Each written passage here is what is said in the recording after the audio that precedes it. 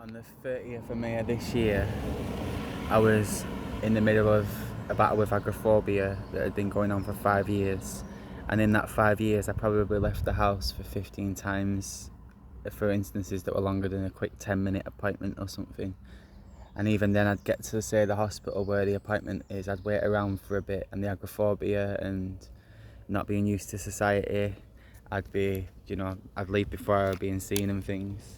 I have a gastronoma or an insulinoma, and I disengaged from all of that because of the agoraphobia. I have hernias, things like that, so many things why I've always had an excuse just to be agoraphobic and not to exercise and this, that and the other. And then I just decided on the 30th when I moved house that the fresh start for the house is a fresh start for me as well. So every single day since the 30th I've got out and pedalled on a pedal bike until a week ago when I got a Starley e-bike, and I've already, in the space of 7 days since I've had it, run up 167 miles on it. I get back, I let it cool down for half an hour, and then I charge it again, and then at night time when the temperature drops I get out on it again, and it's aggravating my physical health. But then I try and think that just one day of missing the routine and I go back to the agoraphobia again.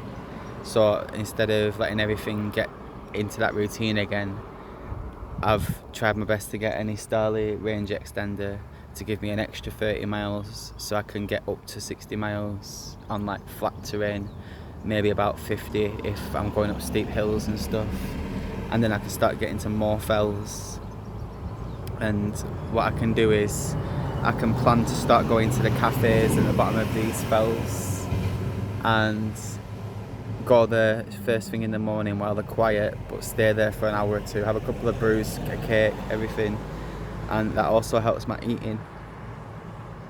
And then start engaging, once I find society as a whole less overwhelming, start engaging with the NHS again and get my health sorted, and just be there for my family, because I'm never going to be there for my family if I die, and the agoraphobia itself was going to kill me soon. And I kept being told, oh, you're vitamin D deficient, you need to take such and such a medication, this, that and the other, but I don't take medications unless it's pain relief, because the only thing that stops me functioning is pain. So that's the only one I take. I'm diagnosed with mirtazapine to help me sleep, but I don't need sleep now. I'm cycling. I'm a dad during the days, and in the mornings and at night times I'm cycling, getting that vitamin time, and I'm stuff like tractors, animals, and I've always preferred animals over humans, a real animal person. But I just need to keep doing what I'm doing, keep the progression going, and eventually, hopefully, I'll be back to where I were when I was a teenager. And it's been a long succession of things that has put me into the agoraphobia, and just even being on a bike again is an achievement, because I was run over on a bike. I have a big scar, and all my face was debrided, my back was debrided, my jaw was broken, and I thought I'd never get back on a bike. So to actually be back on the e-Starley, and I've customised it a little bit with Spitfire stickers, easy to remove and everything. But this e-Starley bike especially has really given me my life back, and I think it's just a matter of time until I can see the agoraphobia as just a distant bad dream. But I hope I never forget how agoraphobic I was.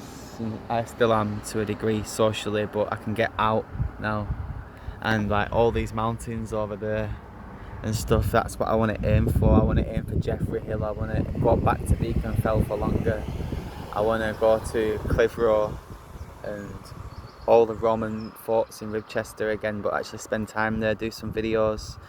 I want to get a helmet camera. So much I want to do, but it's just take every day as it comes, and just not let one single day go by where I don't get out on the bike. And that's why this e-Starley bike was the best thing that could have ever happened to me, and the best decision I could have ever made. It's really, really, really saved my life in so many ways, and it's improving my mental health as well as my physical health, and I'm getting body strength back when I've lost all my body strength after 5 years of doing just parenting in the house, that's it. That was the only exercise I was getting. Whereas now I'm actually getting some muscles again. My leg muscles are coming back. I'm getting arm muscle again. So I'm doing well. I'm doing really well. And I'll also get this TMJ sorted, and then I can get my teeth sorted as well. And then I can start eating things like steaks and burgers and so many things I can do once I get my life back. And I always had such hatred for the NHS. I blame the NHS because there was long waiting lists or just no help for agoraphobia and autism as an adult. It's hard, but this is what I'm doing now. I've set up a YouTube channel called Agoraphobic Explorer, and this will be my first video on there. And sometime this week, or when I've got the range extender, I'm going to bike to Blackburn, and I'm going to get a helmet camera and maybe a GoPro to mount onto either my chest or onto the front handlebar. I'd really appreciate any follows by anyone that's got agoraphobia, or anyone that knows anybody with agoraphobia, or anyone that's currently fighting it or beat it. And just, I would love people to see my journey. And I don't have parents and things. That I have a dad, but he's distant. But my stepdad abused me as a child, and my mum allowed that abuse to happen. So I've not spoke to like any family since I was 16. So I've no one really other than my wife and my little boy and my child that's incoming. My wife's 8 weeks and 6 days pregnant, and they're the only people to be proud of me. But I just love people that know exactly what agoraphobia actually feels like and what it does to you, that have been there or that are there at the minute, to follow my journey, and either for it to inspire people and show that just get a bike, get an e-style e-bike. It folds up, you can take it on a train, you can take it on a bus, you can take it in a taxi, fold everything down and get it into the boot. You can take it in your car without having to get a bike rack or anything. It's so perfect for every single one of your needs. And yet, with a range extender, you can go even further. I've pushed this bike over some mad terrains, over massive potholes that I hadn't seen until I've hit them. A pothole's bigger than the tyres. I've gone over twigs, rocks, everything. Tyres are fine. They've not even had to use the puncture resistant gel. It's robust. It rides well.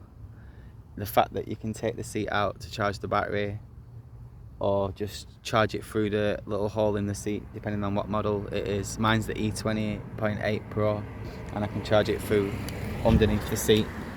So there's a little hole in the actual seat, and that's where you can put the wire through, and that's so helpful as well. And if, say, you only use 20% of your battery and it takes about an hour and a half to top up, you can always take your charger in your bag. And if you've got a destination where you can stop, you can charge your bike, get back onto it and get going again. So it really is perfect. But yeah, getting wasps and everything landing on me at the minute. If you would like to follow my journey, please like and subscribe, and I'll be uploading a video every single day going forward, and sometimes I'll be uploading more than one video a day. Some will be really bad, as in no editing, nothing, because I don't know how to do any of that yet, but I'll start learning how to edit and everything as well, and I'll hopefully bring some good quality content and inspiration, and just hopefully make people proud that some strangers doing things instead of waiting for the help is helping himself at long last. Thank you for anybody that watches this, and anybody that likes, anybody that subscribes, and yeah, I'll see you all on the other side of this agoraphobia.